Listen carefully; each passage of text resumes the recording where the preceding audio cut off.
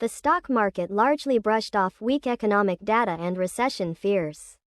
While the major indexes fell sharply following a disappointing jobs report, they regained most of those losses within days.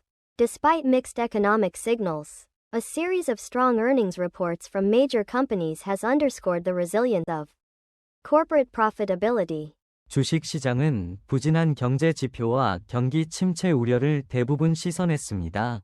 주요 주가지수는 실망스러운 고용보고서 발표 이후 급락했으나 며칠 만에 대부분의 손실을 회복했습니다.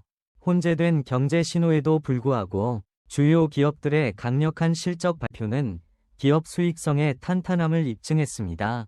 株式市場は弱い経済指標や景気後退への懸念をほぼ振り払いました。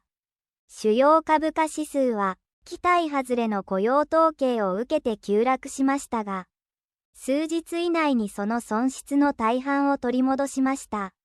経済のシグナルが混在する中でも、大手企業の好調な決算発表が企業収益力の強さを裏付けています。股市基本摆脱了疲软的经济数据和经济衰退的担忧。主要股指在令人失望的就业报告公布后大幅下跌，但在几天内收复了大部分失地。